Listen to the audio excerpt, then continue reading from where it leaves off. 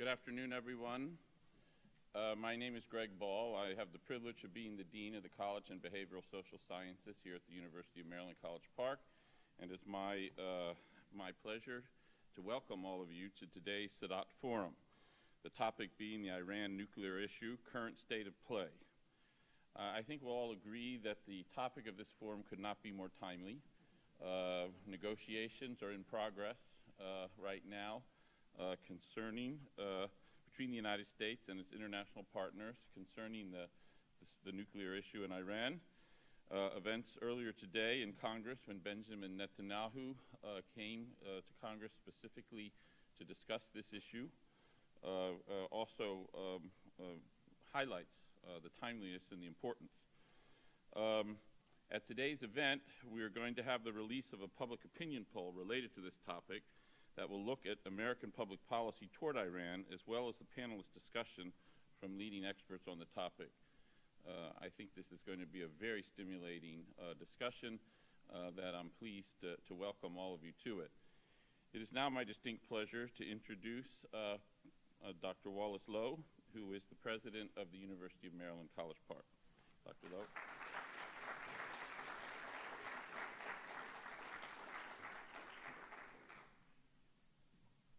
Thank you, Greg, and welcome everyone to today's forum, hosted by the Anwar Sadat Chair for Peace and Development.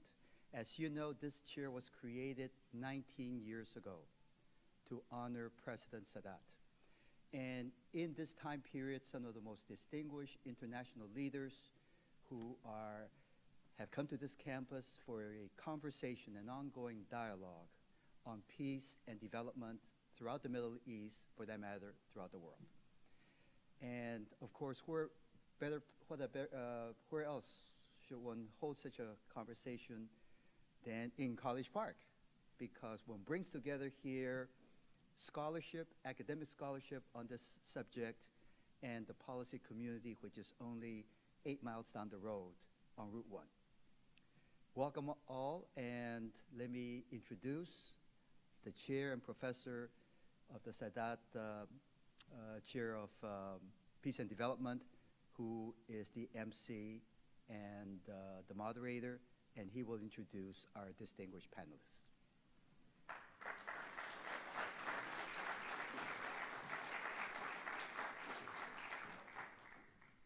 Thanks so much.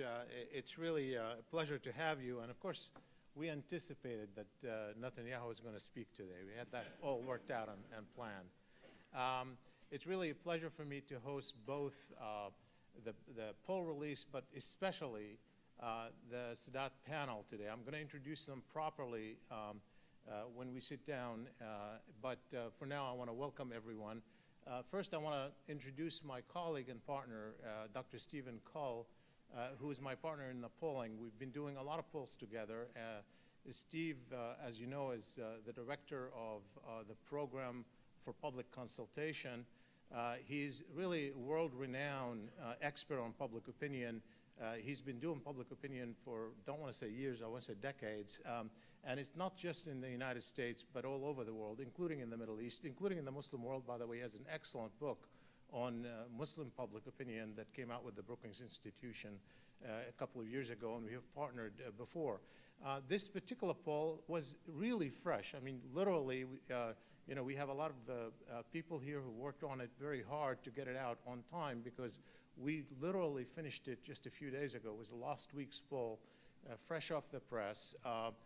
It tackles, as you will hear, issues related to Iran policy, but also directly issues related to the visit of Prime Minister Netanyahu to Congress that we have released. So I'm going to invite my colleague, Steve Cull, briefly to present the findings, and then afterwards I'll invite the panel to join me to have a broader conversation.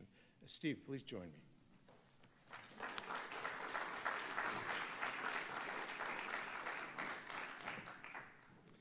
Good afternoon, and thanks for coming. I'm going to very quickly share the results, some of the top results of this survey that we just did. You'll soon see that this is not a standard, typical poll that just asks people for their first response, their first off-the-cuff response. Our goal in doing these kinds of surveys are to put people in the shoes of the policymaker and feel and get a briefing, hear the policy options that are available, review and evaluate arguments pro and con, and only then finally make their recommendations. And the briefing and the arguments pro and con are vetted with congressional staffers from both parties and other advocates across the spectrum of opinion. So now the sample itself was from the GFK Knowledge Panel, which is the standing probability-based nationwide panel. It was done just last week. As you can see, the sample size is 710. We have a report, by the way, where all of this is, you can get this in greater detail. Now, I'm not going to go through all that we covered in the briefing, but there were some interesting points that came out when we told people about the Non-Proliferation Treaty. We asked how much have you heard about it, and it was surprising that the vast majority had heard either nothing at all or just a little. And when asked about, did you know that Iran, as a member of the NPT, has agreed to not develop a nuclear weapon, very few, only about a third, knew this. So this then led up to the presentation of the key options that they were going to basically choose between. And one was to continue to pursue a long-term agreement that limits Iran's enrichment of uranium. Iran would accept intrusive inspections of their program, while the U.S. would accept Iran enriching to the low level necessary for nuclear energy and would gradually ease some sanctions provided that Iran sticks to the agreement. And then the second option, do not negotiate an agreement that includes Iran having limited enrichment, but rather impose new sanctions on other countries to get them to cut their economic relations with Iran, to pressure Iran to agree to completely stop all uranium enrichment. So before going into the arguments, we asked for their initial response on a scale that included not acceptable, just tolerable, and acceptable. And as a first response, negotiating limits did somewhat better than increasing sanctions, but a majority found them at least tolerable, both options at least tolerable. And you need to remember, this is a normal. People don't have these highly crystallized views necessarily. So then we had them evaluate arguments for and against each possibility, and I'm going to show you the strongest arguments in each case. All of them were found convincing by a majority, even highly discrepant positions. And again, this indicates that people are thinking, that they're deliberating, and I think this is a good mirror of what's the case in the general public. So here's an example of the strongest argument in favor of making a deal. No matter what happens, making a deal with Iran to limit its enrichment will put us ahead of where we are now. If Iran sticks with the deal, we'll know that they aren't making a nuclear weapon. If they try to break out of the deal with more intrusive inspections, we will have much better means to spot it immediately, and it will be so completely clear that we will be better able to mobilize the world against them. Either way, we come out ahead. And that was found convincing overall by 64%, with very little differences between the parties. Now, the strongest argument against making a deal. The UN Security Council told Iran to stop enrichment, but Iran has been defiant. We should not reward Iran's defiance by giving in and letting it go ahead and enrich. This will lead others to defy international rules to extract concessions. We need to set an example and make it clear that countries that defy the international system will eventually regret it. The international community needs to stick to its guns. 62% convincing, again, quite bipartisan. Now, argument in favor of increasing sanctions. We have the international sanctions in place now, along with the UN security resolutions, calling for Iran to stop its enrichment. It's no time to ease off and accept a limited enrichment. We need to keep this momentum going and get other countries to cut their business ties to Iran until it complies with the UN resolutions. And we have to keep ramping up these sanctions until the Iranians scrap their enrichment program. 60% find this convincing, again, quite bipartisan. And then finally, here's the strongest. Overall, remember there were 12. This is just an example. We need to really face the fact that sanctions have not worked to get Iran to give up enriching. Even as countries impose more and more sanctions on Iran and increase its level of enrichment activities, building more and better centrifuges and even enriching somewhat above the 5% level. On the other hand, the sanctions have helped bring Iran to the table to negotiate limits on its enrichment and have led Iran to already accept some limits. We need to be realistic, take advantage of what has worked, and stop pursuing approaches that do not work. That got 67% convincing, actually the largest number. So, finally we say, okay, now what is your final recommendation? You know, where do you ultimately come down? What do you recommend to your representatives in Congress? And 61% came out in favor of making a deal with Iran that allows limited enrichment, 36% to increase sanctions to get Iran to give up all enrichment. We did this, by the way, last summer and got almost exactly the same numbers, so this is very stable. So it's quite interesting that the arguments on both sides were quite convincing, and you might think, oh, gee, we're going to have a divided response, but no, they actually came out rather clearly. And this is true of 61% of Republicans, 66% of Democrats, and 54% of independents. Interestingly, we looked at people who watch Fox News daily, and the response was pretty much divided. If you watch Fox News just 2 to 3 times a week, it's 55% in favor of the deal. MSNBC viewers were not that different, 63% making a deal. Evangelicals, 54% in favor of making a deal. But people who watch Christian broadcasting frequently, they actually had a majority in favor of increasing the sanctions.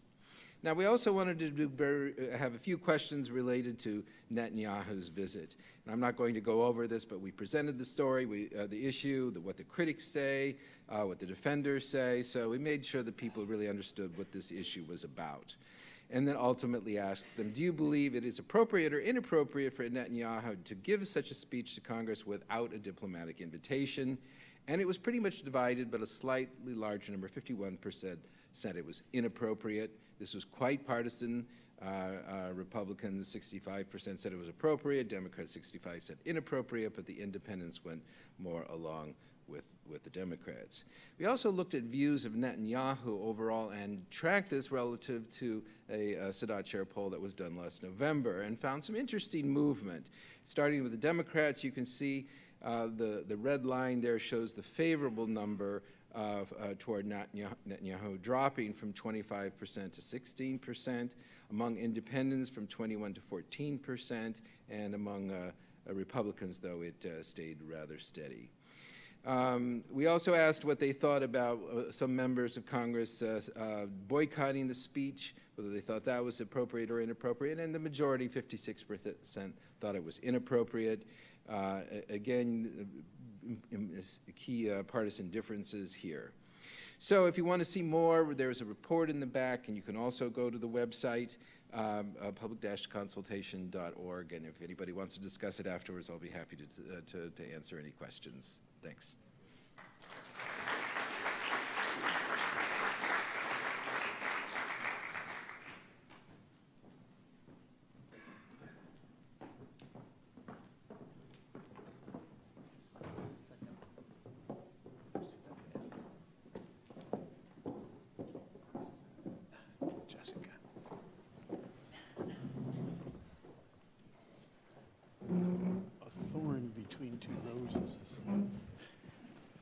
Well, now it's a pleasure for me, first of all, to welcome our distinguished panelists. I'm going to say something about them very briefly, and then we'll open up with the conversation. To my immediate left is Dr. Jessica Mathews, who is really, to my mind, one of the smartest experts on American foreign policy, period. She has been a brilliant voice in our discourse. She has been the president of the Carnegie Endowment, just recently left, although she's still at the Carnegie, but not as president. She also headed the Council on Foreign Relations Washington office. She was Under Secretary of State. She has Deputy Secretary of State. And she has had a distinguished career. And frankly, those of you who follow the Washington discourse, particularly in the past decade and the decade that followed 9/11, What Jessica has done with the Carnegie Endowment is really quite amazing. It's become an important voice and globalized voice, and particularly on the Middle East has added a lot to it. So I welcome you, and I'm happy that you're joining us here at the University of Maryland. To Jessica's left is Ambassador Thomas Pickering. Now, I know that to many, Ambassador Pickering doesn't need an introduction. He's often called the Dean of American Diplomats. He really is the Dean of American Diplomats. He has served in so many places. He served as Undersecretary of State. He served as Ambassador to Russia. He served as Ambassador to Jordan, to El Salvador, to India. And that's just a few. But most importantly, he was my boss when he was Ambassador to the United Nations. When he took me in as a young scholar, inexperienced, and he was taking a risk on me. And I always considered him as my diplomatic mentor. I couldn't Shibley, have that was hardly a risk. But it definitely, I mean, there are two people I think who influenced me most about American politics and foreign policy. I say Tom Pickering in diplomacy and Lee Hamilton in American politics, and I don't think I could have had a better education on both scores. To Tom's left is Dr. Suzanne Maloney, who's a senior fellow at the Center for Middle East Policy at the Brookings Institution, a colleague of mine. She's also served at the Council on Foreign Relations. She too served in the U.S. government in policy planning, has worked on the Iran issue for many years, is one of this country's leading experts on Iran. She has a forthcoming book on the political economy of Iran since the revolution that she's been working on for a long time. And I have to say, and aside from considering her a friend and a colleague, very early when she was starting, I recognized her talent.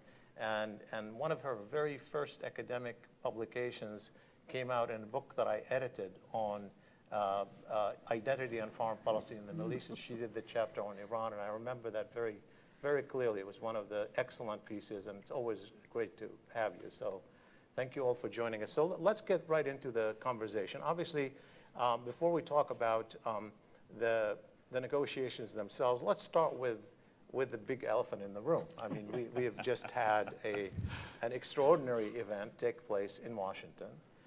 We had the Prime Minister of Israel come to give a speech to a joint session of Congress, invited by the Republican speaker, but without an invitation from the White House. Obviously seen to be a partisan conversation, but nonetheless, he gave a forceful speech in which he made it very clear to anybody who wasn't yet clear that he opposes the kind of deal that is likely to emerge. I mean, he said it more than once, and whatever he must know, something we don't know about the exact terms of the deal, but clearly he doesn't support it. And so first, I want to start with you, Jessica, which is with the question, particularly given how forceful Netanyahu was about his opposition. Put aside our politics right now. Is a deal really imminent? I mean, we've been at it. I know that there's a deadline coming up, March 24th, maybe the end of March, really in practice. And we've been at it for a while. There have been rounds that have been extended in the past.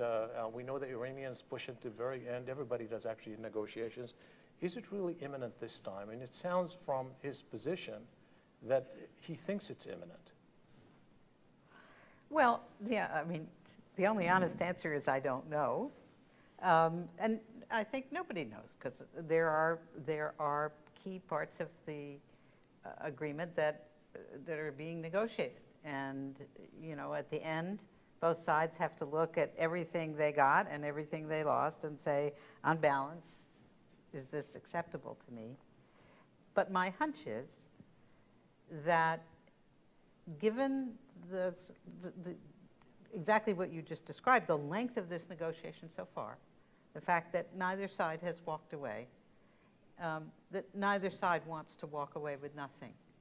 Maybe it won't be a deal, a clear deal, but maybe it will be a muddling through framework of some kind. And I guess the one other thing that's important to say is, while March 24th is a deadline, and to June to get the details. There's nothing actually writ in stone about that either. It could continue to be extended. So you have been watching this relationship, and you are part of what is called the Iran Project. In fact, Right. you might want to tell us a little bit more about that, because obviously, in some ways, through that project, you are seeing maybe not the negotiation closely, but you're seeing the evolution of the relationship at some level through maybe track 2 and other things. Right. How would you characterize the nature of the relationship, particularly since President Rouhani got elected? What do you see that's different? Well, first I would say, I would back up and I would say, for me, this has been President Obama's most significant achievement in foreign policy. That is, that starting from even before he took office, he has been reaching out, trying to make it clear to the Iranians that he is a negotiating partner, a real negotiating partner. And that has been a long and difficult haul, and they've stuck to it, and I give them enormous credit for that, and we wouldn't be where we are today if they hadn't done it. In Iran, it is the way it is here. You have people and institutions who are frightened of a deal as opposed to the deal, right? Mm-hmm. Any deal, because they are either politically or economically or both profiting by isolation. And you have people who believe, again, both politically and economically, that the country would be far better off with a deal. And clearly a large number of Iranians we saw in the election 2 years ago who are tired of being international outcasts and would like to see that end.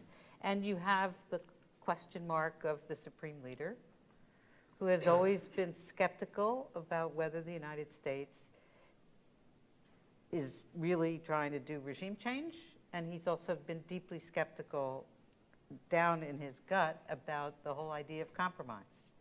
He's over and over and over again talked about how compromise is a step down a slippery slope. So there's a lot of tugging and hauling there, as the same that there is here. But so far, on balance, and it's easy to forget how much other Iranian negotiators before Rouhani were yanked back, not given clear negotiating rules. So far, he has maintained that position and been able to negotiate, he and Zarif, on behalf of the Iranian state. So that's a very different setup than it was before the election. So on balance, I think both sides are working hard to get a deal. What happens after, and I've thought from the beginning of this round that the hardest nuts to crack are not in the room. They're in Jerusalem and Washington, and Tehran. The people who oppose a deal, on all three counts. Now, Tom, Jessica said that one of the most important accomplishments of President Obama is projecting himself as a serious negotiator on this issue to the Iranians, and certainly Rouhani has done the same.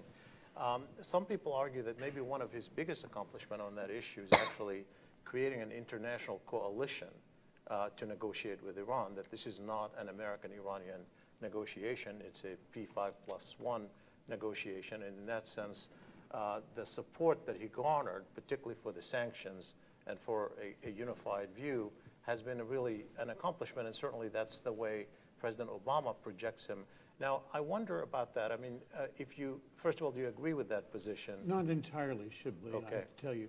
Let me first say to thank you for inviting us, to tell you what a pleasure it is to be here with Jessica and Suzanne and yourself, to compliment you on what you have done with the center over the years. It's a remarkable achievement. Thank you. You should feel justly proud. Thank you. I think it is more complicated than your simple statement.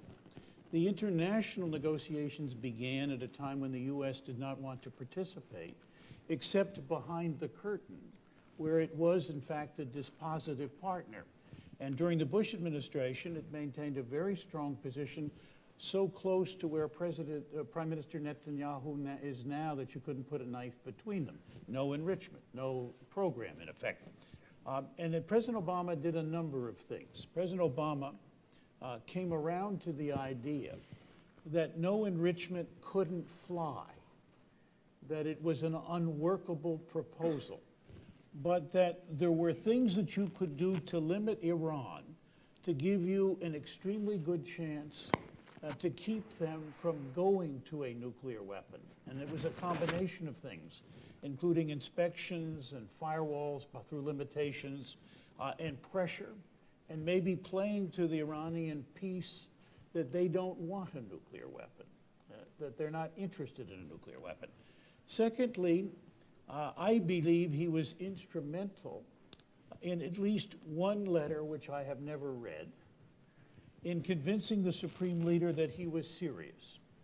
Thirdly, he took the risk of starting confidential negotiations through Oman back in the early days of 2013, which themselves were game changers on both sides. And for the first time in 30-some years, American and Iranian negotiators sat down over a long term.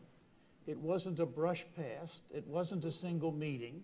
It wasn't Jim Dobbins and Jawad Zarif in Bonn negotiating the Afghanistan government, which was productive. But it was a real effort to sit down and see how and in what way a negotiation could be opened and pursued. And it met an American proposal that the Iranians had ignored for a long period of time.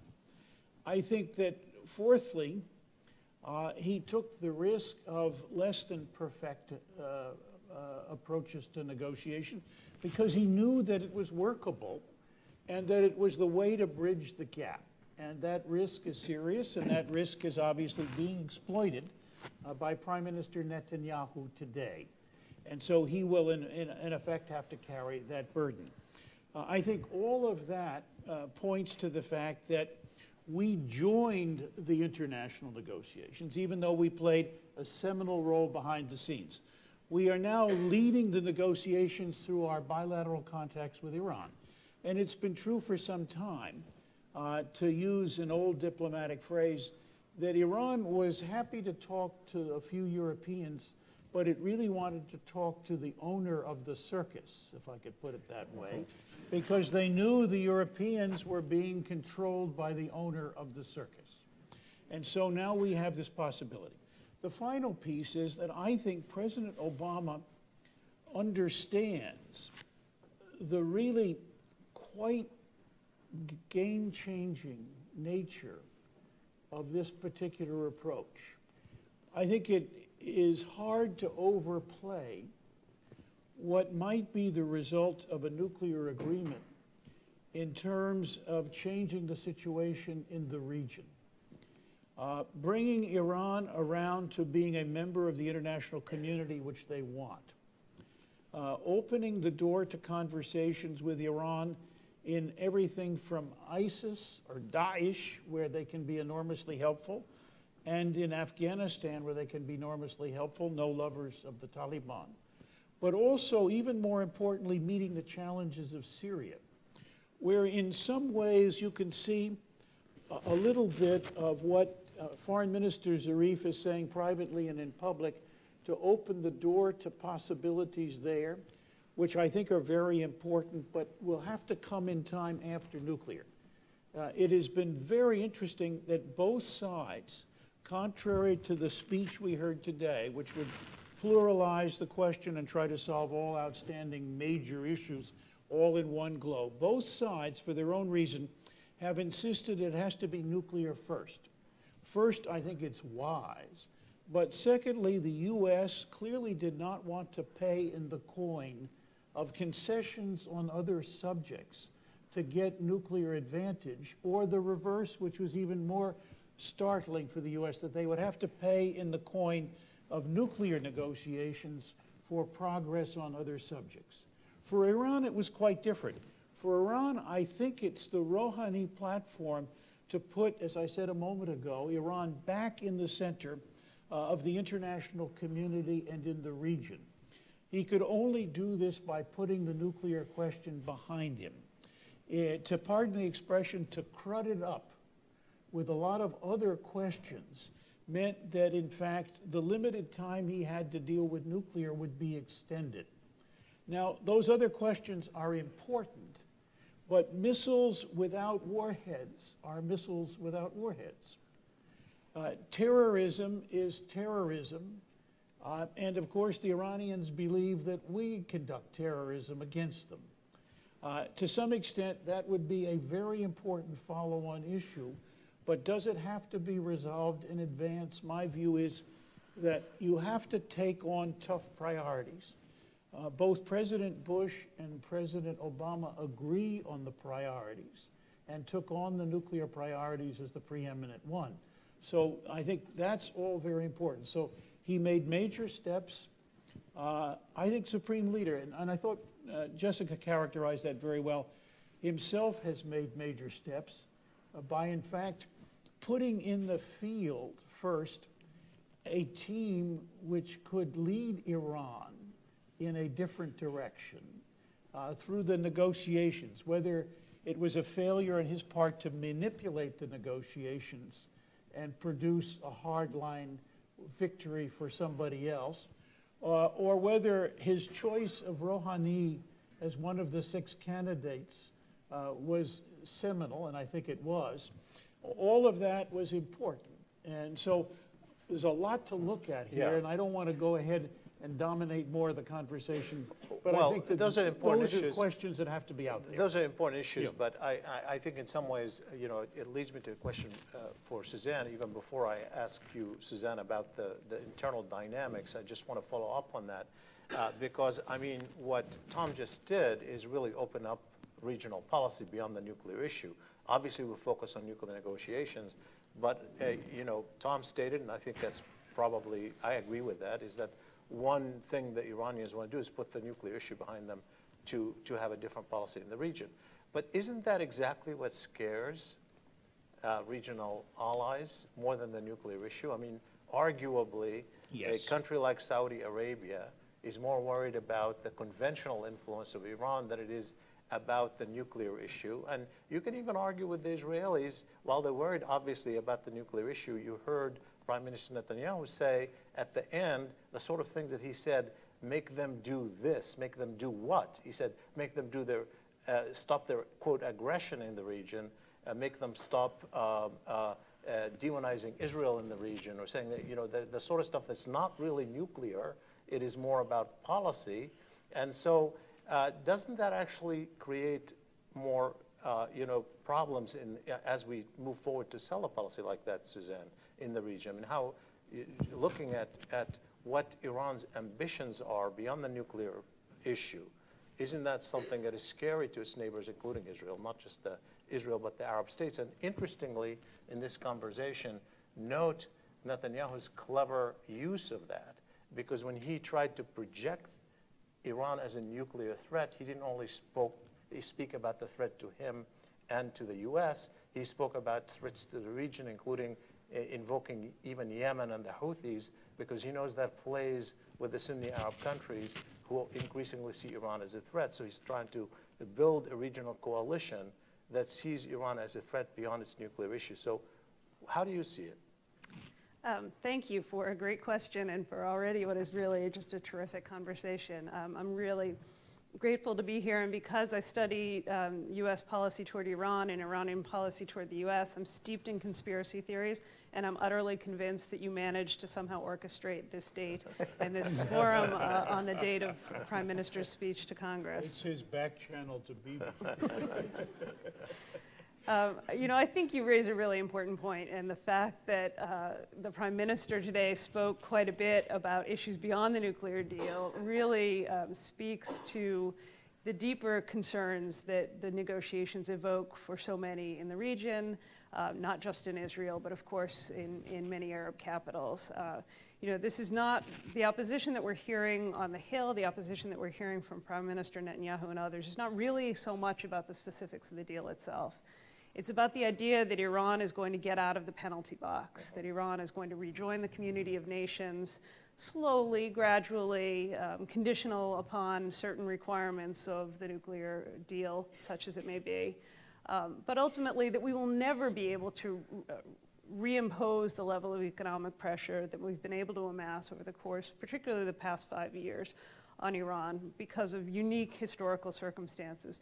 If we remove that pressure now without resolving these other problems, most of which have been with us since the inception of the Iranian Revolution in 1979, we will really never come to an end of those problems, and in fact, they're very likely to worsen. I don't necessarily disagree with this logic. I do think that there is a wide debate within Iran, and we'll get to the sort of political forces, I think, in more depth over the course of the conversation. But I think if you look closely at Iranian history, what you've seen is that moderation is often transactional, particularly in foreign policy questions. And so where in the past, whether it was President Rafsanjani, President Khatami, even to a certain extent, were willing to make changes to Iranian foreign policy, they wanted to get something in return. And those changes were not necessarily bound to lead to other changes and other moderation in Iranian foreign policy. So I think it's a perfectly accurate point to make that, in fact, a nuclear deal may not lead to this sort of rehabilitation of all of the problems that we have with Iran. But the difficulty, I think, of this question and the difficulty of the logic of the speech that the Prime Minister gave today and the logic of the opposition to the nuclear deal is simply, what is the alternative? How do we make progress toward that outcome? If we all agree that we want to see an end to Iranian support for terror across the region, that we would like to see Iran use and try to extend its influence in ways that are constructive rather than destabilizing, that we'd like to see a regime in Iran that does not mistreat its own population, how do we, in fact, work those ends? Are we likely to get there through a process which was explicitly created, actually, by the Bush administration back in 2006, deliberately framed around the nuclear issue solely? And as you say, has been jealously guarded by both sides, the need to keep it solely on the nuclear issue. Given that our partners in that process, Russia, China, even the EU3, British, French, and Germans, are unlikely to share all of our objectives and certainly are unlikely to share our means of achieving those objectives, in particular the imposition of more pressure on Iran. So I think there is this sort of deep divide in the way that we approach Iran. President Obama, and I think it's a pragmatic approach, is one that's probably shared more widely across the political spectrum here than one might think from some of the hot air coming out of Congress, really sees that we've got a chance to make progress on this one big problem, and he wants to do it. And he's invested an enormous amount, as Ambassador Pickering said, and throughout his presidency in trying to get there. It's not that he's unconcerned about the other problems, it's that he has a realistic expectation of what we're able to do in terms of applying international pressure to resolve them, and he wants to pick off the one ostensibly low-hanging fruit, even if it has been fairly hard-fought. And then there are those who legitimately see that never again will this sanctions coalition come together, never will we see the extent of the economic pressure on Iran. And for that reason, we have to make the most of this opportunity and try to get to the bottom of it. And I think that's the debate that you heard laid bare today on the Hill. This is kind of an interesting point that you end with. And in fact, I'm going to ask you that question, Jessica, which is, the coalition that we now have on sanctions. Accepting what Tom said, that the international community was there in a way, we are the ones who moved towards them, then anyway, the other way around. But accepting that, we now have a coalition. One reason why it's been effective is we have the P5+1. Now, let's assume that we have a deal that's rejected. Is it conceivable that we can maintain the same kind of coalition on Iran? Depends entirely on whether we reject it or they reject it. Yeah. If we reject it, it's gone. You think so? And who would be the biggest? So I thought you made an important point, I think, in your question to Tom, is that you have to remember where we were when Obama came into office. And I am a Democrat, but this is not an Obama padding exercise. Right. But I think it's important for people to recognize how much has been achieved over 6 years in this respect, that in the process of convincing Tehran that we were serious about wanting a deal, we also convinced the rest of the world. And that's what made it possible to get the sanctions, which are unprecedented in breadth and depth of impact. But they are, for many of the key players, Russia, India, Japan, China, Turkey, they are on a sort of a shaky foundation. And if the United States blows up a negotiation, a deal that the rest of the world thinks is a pretty good deal, then that's gone. Do you agree with that, Tom? Certainly do, and I think there are a couple of things to be said, but I think that it's been remarkable that we've kept the international community together, but not only moving ahead. I think that Qom, or Fordo, was a real surprise to the Russians and helped move them ahead. I think bringing them along with the Security Council resolutions, far from perfect, was important. But I think there are other aspects to this that are perhaps as strategic or more strategic. The sanctions are the outward and visible symbol of what has been clearly a very serious political isolation for Iran. Look at who they can work with. Very few people. And even there in limited circumstances. And my own view is that if we talk about sanctions as the buzzword for the totality of the isolation effort, I'm fine, but we don't. We see them only as the things that have an economic impact. So if we lose the sanctions, we're going to lose the political isolation, which in itself is extremely important. Rouhani ran on a platform of basically solving the nuclear to get back into the international community. He clearly wanted to get the sanctions down, but look what he accepted in November 24th, 2013. A piddling amount of sanctions relief. $4.2 billion of their own money, and a bunch of bits and pieces that added up maybe to another $3 billion out of hundreds of billion, or at least $100 billion of money in banks in escrow that they couldn't touch.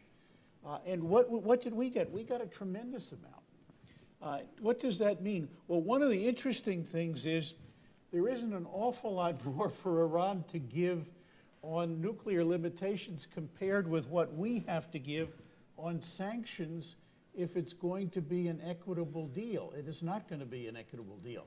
I think that whatever deal is going to come through is going to have the president eking out with waivers, at least for a couple of years, American sanctions. Maybe some European sanctions will come off quite easily, but the UN sanctions provide a particular challenge, because if we let those go now, we'll never get them back. The only way to hold the UN sanctions and let them go at the same time is to do it in time increments, a year with another reexamination, so that we keep our veto, in effect, over change. Those are all really challenging problems with where we are, but I think they go to the heart of what's a deal going to be like and how we can get it done. Sure, of course. I think what is going to become so hard to keep straight in the next weeks is whether and it was very hard this morning, is whether we're talking about a deal or the deal, right? Yeah. Obviously, at this point, we're really talking about a deal because nobody knows what's in it. It doesn't exist yet. It's not finished. So the deal that Netanyahu criticizes doesn't exist. And he did the same thing with the interim deal a year ago. We said it was a Christmas present for Iran, a historic mistake, terrible. It was all going to come apart, on none of which, all of that before he actually saw it. Jessica, could I just say here, within a year, he was telling us it's a wonderful deal. We don't need anything more. Let's just keep it. Just keep it in place. Right, well, that's, yes. So maybe a year from now, we'll get the same idea. So, as Suzanne said before, I mean, a big part of this is you're hearing people talk about the deal when what they really mean is a deal. any deal, right? And then at the same time, there's going to be what these people are laboring over there 80, 100 hours a week for 2 years is on the deal. It's on the specifics that try to erect piece by piece technical limitations that keep us, that create a greater zone of safety and limitation on Iran. And it's really hard, I think, intellectually, to keep straight in your mind whether what you're hearing as criticism or support is from somebody who's talking about any deal versus, right, the But, you know, actual right. content of the deal. Right. In the same way, just to take a particular example, the criterion is the so-called breakout time, right? We want to get to 1 year, where it would take Iran to get to 1 year to have enough material to make a nuclear bomb. Well, you know, imagine yourself as the chairman of the Joint Chiefs in Tehran. What would you do with one nuclear weapon? Untested. Does that have military significance? No. But that's the criterion. This is always the problem in public policy when there becomes a number, you know, that you have to remember it may not actually mean anything. But It isn't even a bomb, it's a bomb's Worth of material, highly right, enriched where they could, uranium. right, they could get. But Yeah. be that as it may, I mean, obviously, you know, if I'm in the Israeli position or the Saudi position, I'd worry about that. But put that aside for a minute. I'm going to focus on the sanctions for a minute, because I think, obviously, even this conversation about the international coalition is all about maintaining sanctions or removing them, because that's the incentive you have to provide to Iran. And I want to ask Suzanne, particularly as somebody who's really worked so much on the political economy of Iran, that, you know, there is all this we heard. I mean, we heard it from Prime Minister Netanyahu. We hear it in the debate. You know, what's the alternative? The alternative is, you know, the sanctions have worked. That's why they're making a concession. They've even agreed to do what you said for very little, $2 to $3 billion worth of relief. So they're working. And why don't we increase them? And wouldn't they be prepared at some point to give up enrichment altogether? I mean, that's part of the argument. So I'm wondering, from your point of view as someone who really looks into the political economy of Iran, how the sanctions have worked, and what's the complexity of the responses that you get on this issue? It is a complex issue, and I think that there are probably a couple of factors to highlight. First, you know, the current level of pressure that we have, as I've said, is sort of unprecedented and almost ahistorical. I mean, if you look back over the course of this conflict with Iran, we've had no success until very recently in generating support from even our closest partners in the international community for exerting economic pressure on Iran. If you go back to the hostage crisis, for example, many of our closest allies, the Japanese, were actually advising the Iranians on how to get around the economic restrictions that were put in place after the seizure of the U.S. embassy there. And so for most of the past 3.5 decades, this has been very much a unilateral American business, and often one that has brought us into conflict with our allies, particularly in Europe, as we've tried to bring them into the equation of sanctioning Iran. Where we were able to succeed has been as a result of a couple of factors. One is just the change in the atmosphere and the regulatory environment for sanctions after 9/11. New authorities given to the president to designate particular individuals and institutions created an enormous amount of power, really, to force the world to choose between the American marketplace and the Iranian marketplace. And that's really no choice at all for anyone in the world. Mm-hmm. The other factors were contextual, particularly since 2009, when Iran erupted into massive protests over the contested re-election of President Ahmadinejad, the revelations of previously undisclosed nuclear facilities that came as a surprise to even some of those countries that have been cooperating with the Iranian nuclear program, and of course the reprehensible rhetoric of President Ahmadinejad.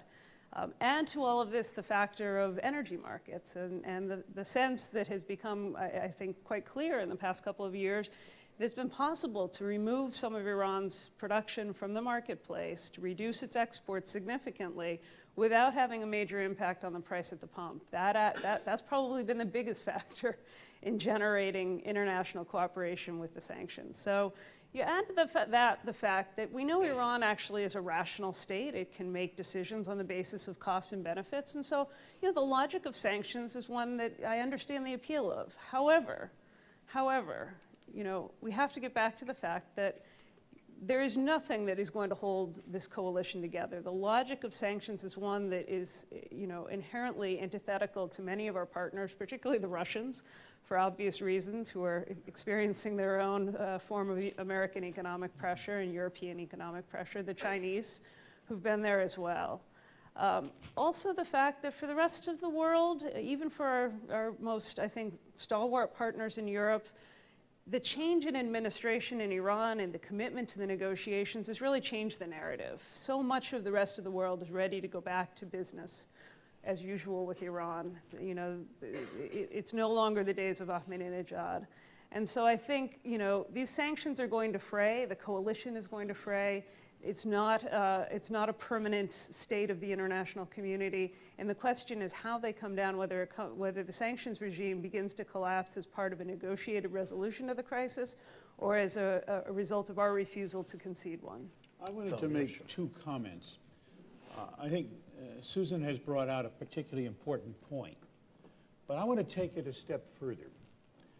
We are relying, particularly the Treasury, on what I call the king of all sanctions. And the king of all sanctions is our ability to say, given our economic position in the world, if you want to do banking and financial business with Iran, you can't do it with us. And that means that we have now a secondary sanction to sanction foreign countries in order to push them into place. Now, how long is that going to last? It's going to last for a time. Because we're not easily replaced. But it's beginning to gather momentum in places like China that they could play a kind of international major financial banking and broker role.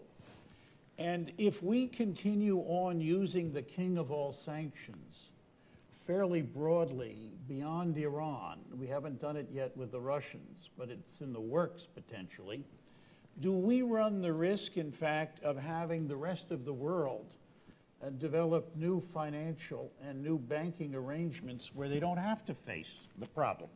Will we be driving them down that road?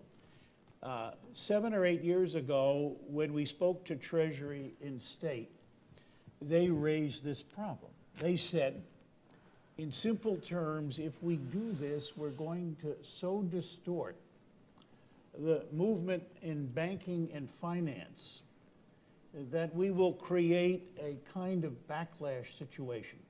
So I think it's important to keep our mind on that. Be careful because we are totally mesmerized by the short term. This takes me to my second point. Out of this conversation, it is quite clear that the major strategic questions are basically our doubts about Iran's nuclear intentions and Iran's doubts about our intentions with respect to their regime. To some extent, we're each being asked to settle those on the basis that they're not going to go nuclear and we are not going to go regime change. Now, the hard reality is for us, the notion that we are very effective at changing regimes or that we could really do it to Iran belies reality, even though the supreme leader has nightmares on a regular basis about this. And I'm sure that if he really thought about it and had some good advice, he would sleep much more tranquilly about that. We are less sure about the nuclear weapon thing, but to some extent it's running down the same path. And now we have this unique opportunity to try to put it back in the box. The really interesting strategic question is, what if we do that? The Bibi speech was based on the notion that Iran is irrevocably, totally committed forever to massive international malevolence vis-a-vis Israel, the United States, and the Sunni Arab states of the world. Well, that, in my view, belies reality as well, that no state willingly takes on the host of nations in the region and around the world in a situation where the result would be another replay of the 8-year war between Iraq and Iran at a much higher level of intensity. And so we are now betting, in a strategic sense, on putting to rest the two big problems, but using that as the springboard for building onward. Now, if we were back in 1970 and we had this discussion about China, the variations were different, but the suspicion level was equally as high. I have absolutely no idea what will happen next, except I know that it makes sense to continue to try to work this problem down a diplomatic path that can achieve our objectives on the basis that Iran is willing to work along those particular lines. Right. And that's why talking about next steps is not irrelevant, it's very important, and has to be part of the strategic picture. But the notion that we are now going to take a new bride in the Middle East, and that new bride is a wonderful Shia bride from Tehran, and put her on the throne next to us, and replace all our Sunni friends, and to push the Israelis into some kind of back corner, is so totally unrealistic. But it is, in a hyperbolic way, an explanation of what the sleeplessness is that goes on in the Sunni capitals, and perhaps for Bibi, although he should know a lot better. And it's kind of interesting when you say that. And obviously, you know, I think there's agreement here on this panel that's not going to happen because of all the sets of issues. But the reality of it is, if Iran does come out of sanctions and you have the nuclear issue behind, it's going to be a different player in the region. And one of the issues, of course, you mentioned Syria, you mentioned ISIS, you mentioned Afghanistan. And it clearly, you know, when in the polling that we have done, when you ask the American public, what is your biggest threat in the Middle East now? What is the biggest threat facing the U.S.? 70% say ISIS, only 12% say Iran. Yeah. So the public isn't even focused about Iran. They see ISIS as a bigger threat, which is one reason why you can see the Prime Minister today, I think, anticipating this linkage. Saying the enemy of ISIS is the enemy of your the enemy. The It's enemy still is your my enemy. Yeah. So Very importantly, so- but he confounded the two in the speech. The final point I would make is there aren't a lot of people thinking long-term in the U.S. and in the U.S. government. You have Jessica's people, and she has. But what shouldn't we be thinking about? You know, what are the opportunities here, where they can go, and what kind of problems we will face, and what kind of steps. A kind of working with Iran with reduced pressure and isolation, but with more opportunities of common interest, might be one paradigm that has to be looked at. Another might be a long period of stalemate. Another might be the roller coaster ride that we go up and down with the Chinese. So there are a number of different potentials here. what I want to leave time for a few questions, but I want to ask two more questions broadly that I'd like you to address, and I'll start with you and go around to everyone. And one is about the alternatives. I mean, we've heard, you know, we've had, you know, we don't know what the deal is. Everybody's talking about it. This is a bad deal, Netanyahu said. You know, he must know, we don't know. Actually, you believe in conspiracies. I think Jessica knows, and she's not talking. But you know, the reality of it is that whatever. It doesn't take rocket science to figure out where but a deal would come. I'll come back to that Yeah. in a minute, and Yeah. I will ask you on the deal. But what I want to ask is, okay, so part of the you saw the poll. We saw where the American public is. The American public is, when you sell them, Iran can't be trusted. If you leave them with any enrichment, they're going to get closer to nuclear weapons. They agree with that argument. They're ambivalent. They're not happy.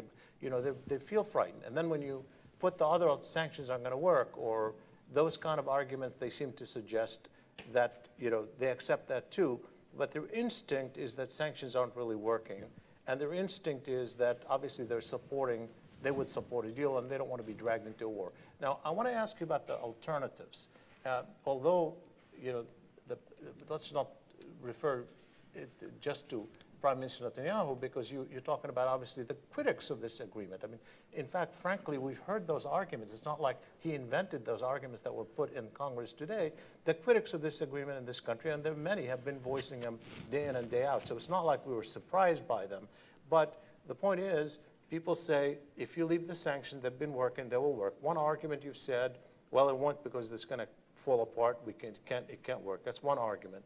The second argument is it really possible that at some point the U.S. would contemplate a military solution to this?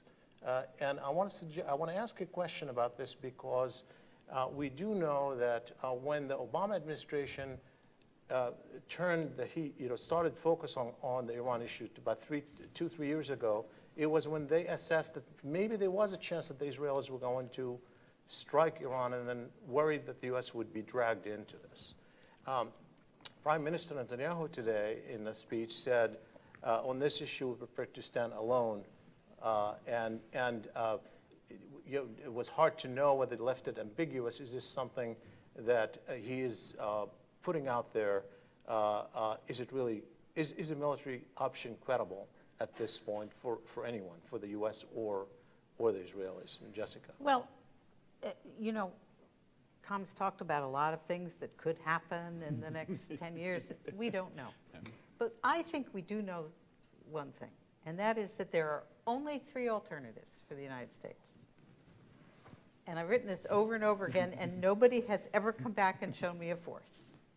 So there are 3, right? One is a deal. And a deal is a deal, a compromise, so it is less than perfect. There are things on both sides that we wish could be tougher, better, whatever.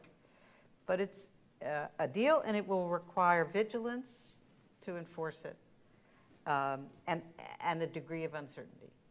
Okay, that's option 1. Option 2 is walk away from the deal. It's not good enough. Go back and try to maintain sanctions.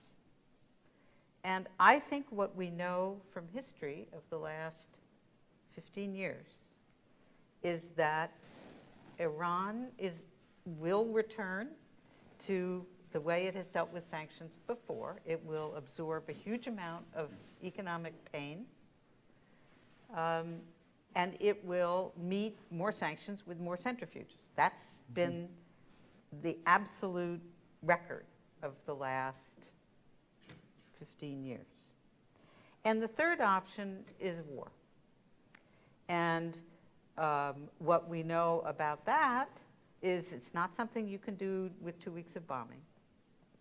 It will require ground troops. It's a country 3 times the size of Iraq. It will. I was amused this morning when the Prime Minister said, how can you inspect hidden facilities we may not know about? Well, if you can't inspect them, you can't bomb them either. So those are the 3 options. So in a way, it's an awful lot simpler than getting into sort of massive, complicated. To my mind, when you look at those 3 options, and you know that war would give you, let's say, generously 5 years, let's say. And I think you'd also have to assume that an attack would crystallize in Iran what I think hasn't happened yet, at least from what we know and from what our intelligence believes, which is an absolutely firm, unyielding, permanent determination to get nuclear weapons. Right? I mean, you'd have to assume that. is that good enough? That what it means is, and it means that as they return to rebuilding their thing, they'd be doing it with far less transparency to us, because we sure wouldn't have any inspectors on the grounds and cameras and all the rest. So it would mean every 5 years we have to go back and have another war. So to my mind, those three options clarify the mind. And with that, I mean, you said, Tom, that you think roughly you would know what the deal would look like roughly. I'd like you to say that, and I'd like Suzanne to see how that would play in Iran, given its politics now. Well, I think the deal would reflect a lot of the accomplishments already in the Joint Plan of Action. And the three outstanding issues for the deal are levels of enrichment, sanctions relief, and duration.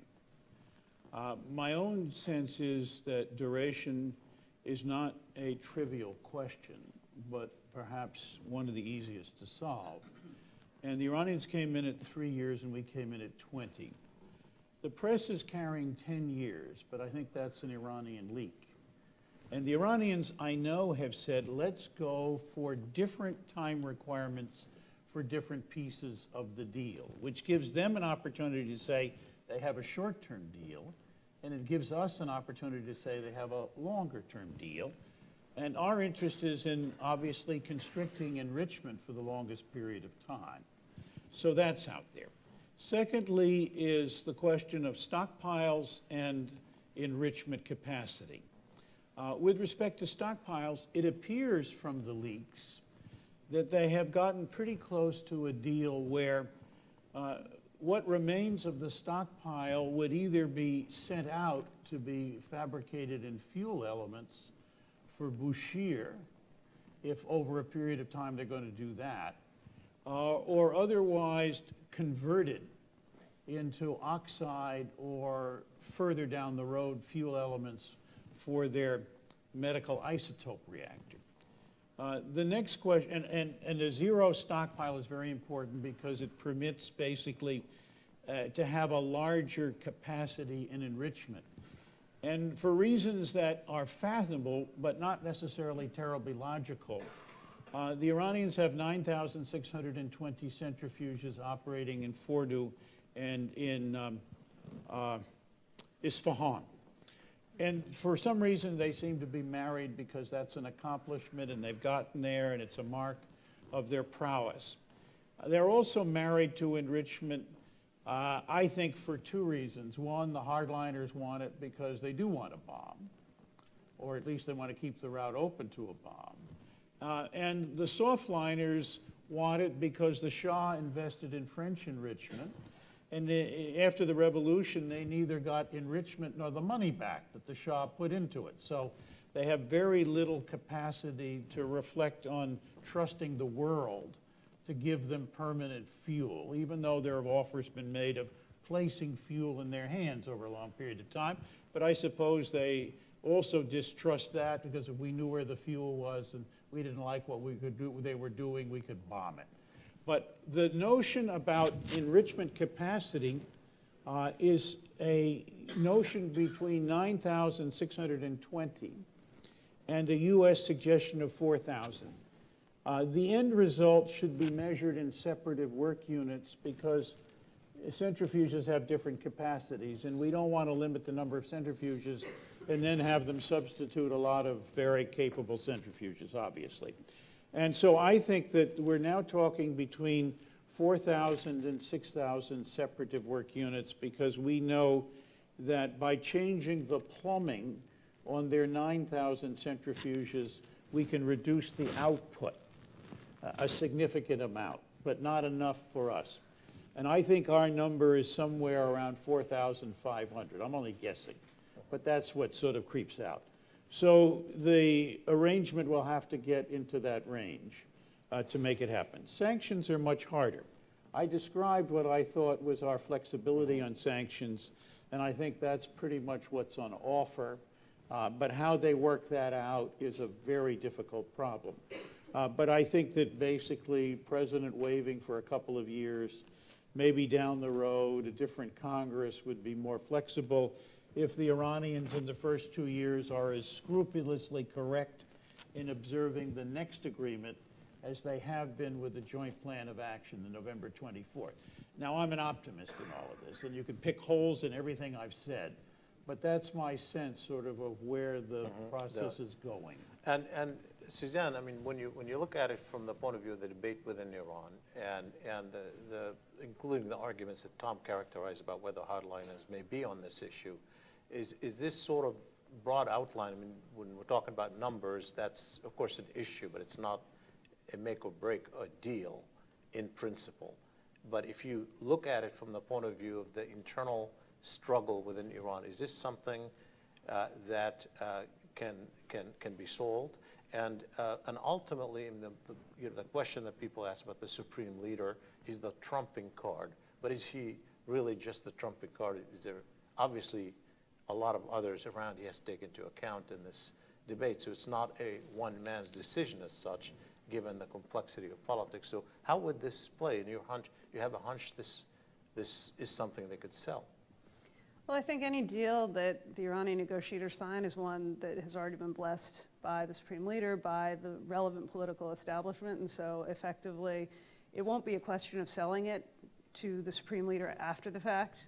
These negotiators, this president, are in their positions precisely because they can be trusted to stick to his mandate and to implement the terms that he is seeking. And I use Khamenei in a sort of all-powerful, all-knowing sense. He's clearly not. He's subject to enormous influence from a system that is highly bureaucratized, in which decision-making is much more consensual than authoritarian. But he is ultimately the final decision-maker. And if you watch what he says closely, he follows the nuclear issue and understands it far better than I think we often give him credit for. And he has very clear preferences and diktats on this issue that derive from at least some understanding of the issues at stake. I will say that if you sort of get beyond the politics of the elite, I think that the regime will have a sales job on its hand with its own population, because Iranians, like most Americans, don't know what a centrifuge looks like and probably don't really care, though they may be justly proud of the scientific accomplishments and that narrative and the sort of weaving of this crisis with prior crises over resources and expertise and national sovereignty by the regime has been very, very powerful. Ultimately, what they want is a better future, and a better future comes through sanctions relief. And there, I think, ultimately, the terms of the deal are going to be ones that are, at least in the short term, disappointing for the average Iranian, because it's not going to lead to the sort of overnight boom, just as the interim agreement didn't lead to this vast explosion of new business and new investment in Iran. It will be slow, it will be gradual, it will be contingent upon continuing adherence to the terms of the agreement, and there will be expectations, certainly by the United States, but potentially by others as well, that there will be other improvements in Iran's foreign and domestic policy. So, Just could I make one brief statement? There's a U.S. counterpart to what Susan has said.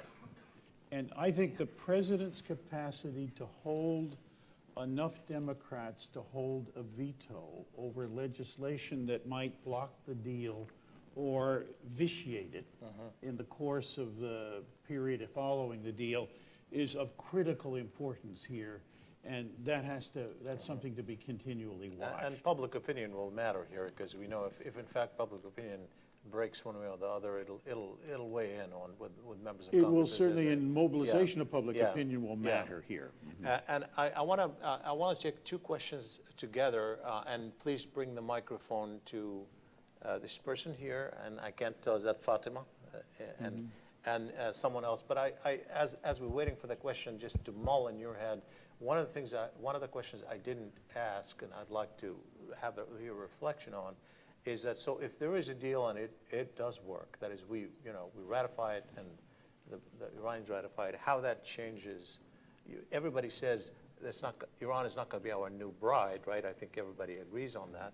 But it is going to change the environment on the ground, and obviously that would be a big question. How will it change the relationship of the interaction between the U.S. and Iran in the Middle East as such. Fatima. Hi, my name is Fatima Keshavarz. I'm director of the Roshan Institute for Persian Studies here. I do other things too, but this is the one that's more relevant to the topic today. Thank you very much for the panel. There's one point I would like to add, and that is I would have really loved to hear something that was not so much threat-oriented, but a little bit going in the direction of possibilities. Iran is a country which is full of potentials. It has a population of 15 to 25 with zero illiteracy. It has 68% of students in universities women. They're avid bloggers. I mean, I can go on. They're the biggest publisher in the region. And I'm not by any means trying to portray a picture of perfect, we know a lot of things that is not working. But I would love to sometimes hear ideas about what that possibility actually means for the region when Iran is no longer treated as a rebel and a renegade, but is brought into a discussion where it could actually do good things for the region. Thank you. We'll take one more for you. Yeah, please. Oh, yeah.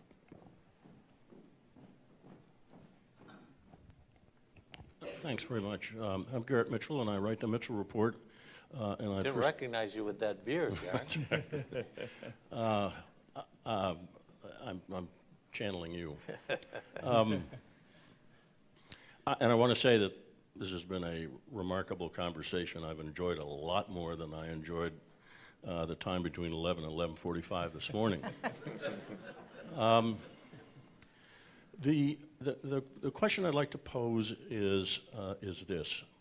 It seems to me, it has two parts. It seems to me that there is, that we know very little about this supreme leader, really, except that he and the regime are committed over and above everything else to their own survival. That's the most important thing to them, is that they survive, the regime survives. And then second, we have bumping up against that the notion that they might develop a killer weapon, the use of which would almost instantaneously put them out of business. So the question that I have is twofold. One, is it fair to say that survival is in fact the single most important factor in Iran today? And second, if that's the case, what are the most significant existential threats that they're having this capacity really represents to the world community? So we can go around. Very quickly, I think, yes, it's true for any government or for any regime. Survival, we heard it this morning. Survival is what matters. Okay, fine. So, I mean, that one's sort of a freebie, I think. What would be the consequences? I think that there are two very serious ones. One is that a nuclear-armed Iran is a much more powerful regional force than a non-nuclear one, just inherently because of the deterrent and the power. And secondly, that it would trigger a round of proliferation in the region that would probably give you Egypt, Turkey, Saudi Arabia, maybe others, wanting to match a Sunni nuclear weapon with a Shia weapon with a Sunni one. And those are both hugely serious. I think the likelihood that it will choose to commit suicide by using it is very small. Could I say something? Maybe this is repetition. Harry Truman once said there are only two vital interests for the United States, and true for other countries: survival and prosperity. And maybe commitment to allies goes somewhere down the road. And I think that's true. I think, secondly, people who get nuclear weapons have two immediate reactions. One, nobody else should get one. And secondly, they really don't know what they would use it for. Thirdly, I'm not sure possession of a nuclear weapon provides all that extra political leverage. Certainly, Egypt and Syria attacked Israel. Yeah, didn't stop them.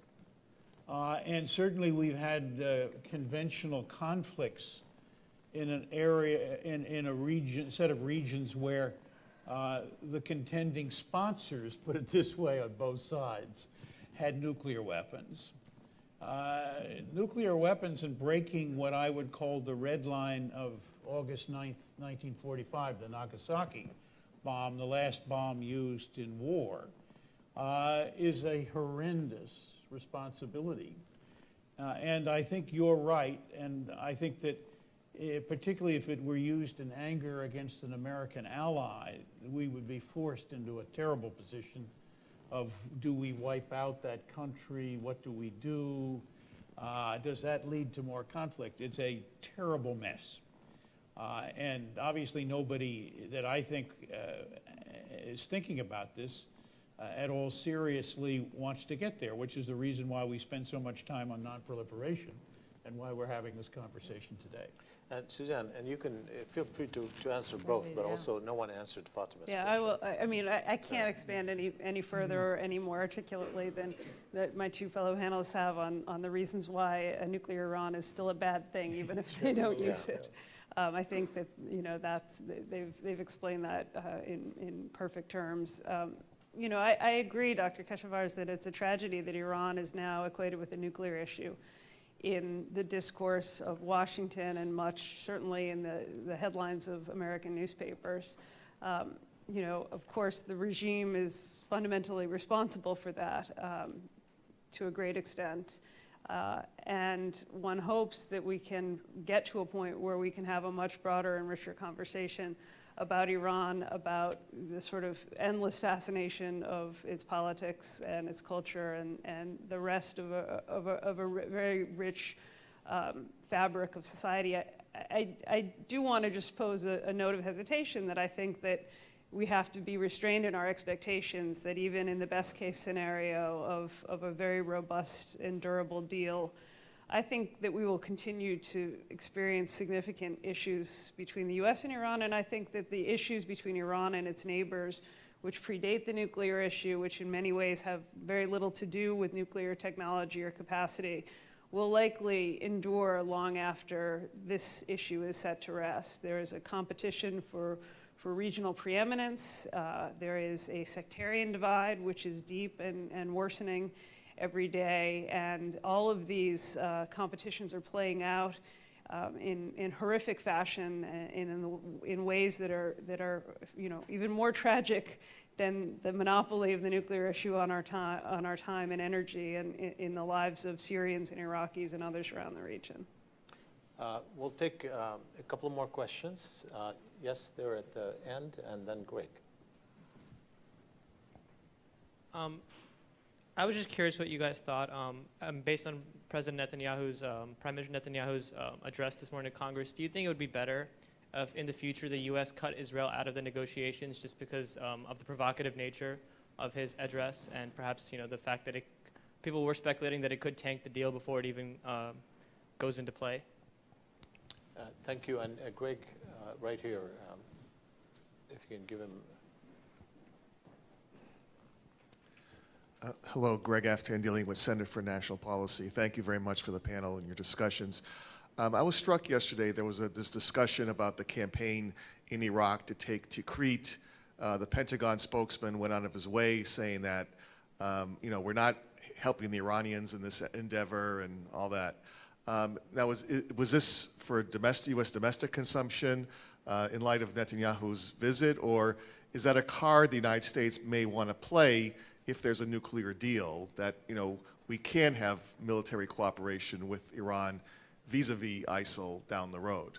Thank you. Great. So I'd like to, in fact, I'd like all of you to answer and also make any final comments, because this is the last round of the questions. So maybe I could start, because I think the notion that our U.S.-Israel relationship, because what I believe is a mistake on the part of the Prime Minister to come and in fact bring his domestic political campaign before the Congress should be treated by an equally stupid mistake of not further consulting with Israelis is something I wouldn't advocate. I think we need to be above that, and I think that's important. I think the second question, remind me what it was again. Just The earlier one was whether we could cut out Israel, which I they're just not answered part of that, it, yeah, so, yeah. yeah. But what was your second question? Cooperation on ISIL. the question, but Okay. The campaign against Tikrit comes to the question of how does the U.S., which is engaged in Iraq in support of the Iraqi government's effort to push out Daesh, coordinate with Iran, which is engaged in Iraq to push out Daesh? And the first principle is do no harm, which means that we rely on the Iraqis for what the military call deconfliction. But it is also true that seemingly we have bombed in support of Iranian-supported forces trying to push Daesh out of places. And that has to be done through the Iraqis. And it is in part a sense that at this stage we are not ready for admitted public cooperation with Iran, even against Daesh, but we're achieving the objective through cutouts and other people. And I think it's working perfectly splendidly, and there isn't any reason why we have to jump over another hoop unless, in fact, it becomes unmanageable through the Iraqis to do this. Neither of us is really tearing up the landscape yet in pushing Daesh around. It's going to take a lot of time, I think. But it is true, because I heard an interview today from an Iraqi coordinator, and they're being very careful themselves. They're saying that General Soleimani is there, that they accept his advice, but he's not running any operations. They are. So each of us has kind of staked out a little position. It can work, but we're not admitting a lot of common conversation, common planning, all of those kinds of things. And I think that that's in deference to the current situation. We don't want to have one set of activities get ahead of the other. The nuclear is still the preeminent piece. Suzanne? I would say, for the future, I'm a little less optimistic that there's a real avenue for direct or even meaningful, I think it's just been described as coordinated deconfliction between the U.S. and Iran on the campaign against ISIS, either in Iraq or as it expands to Syria. And fundamentally, we have very different objectives. We have very different interests at stake, and we have very different allies in the fight. And that's, I think, the greatest concern that we're seeing now is, what Iran has done in order to push back ISIS is to re-empower the same Shia militias that are responsible for so much of the destabilization of Iraq under former Prime Minister Maliki. And it's hard to see a positive outcome for long-term stability in Iraq in a set of circumstances in which you have the leader of Iran's most dangerous paramilitary directing operations against a group like ISIS on Iraqi territory. So, I think that right now we have a certain degree of parallel action, but ultimately over the course of this long conflict, what will be a long conflict, I think we're more likely to find our interests diverging and potentially even clashing openly. I don't have Jessica. anything to add on this, Okay, but if on the other one. on the question of, I would just urge people to keep it simple. That there are two sets of issues here to distinguish. One is the people who are making an argument about the deal, and the people who are making the argument about a deal. And two is the question of what are the choices the United States realistically has. And as I said, I think there are only three. And to me, those three are easy. We know what sanctions can do and can't do. We've tested it over a great deal of time. We know how hard it would be to address this issue through a military attack. And third, I would just say that your views are important to be heard in Congress now. Very important. This is not, as those of you who watched the speech this morning, this is not necessarily a really thinking body right now. And it's really hard for people out here to think and to be heard. Well, I want to take a moment to thank you all. This was, I think, a fabulous conversation. I've learned a lot myself. I really want to welcome you again to Maryland. One of my secret reasons for inviting you is to prove to you how easy it is to come to the University of Maryland from downtown. And I hope that you will come again. Thank you so much. We only Thank came you. for the crab cakes.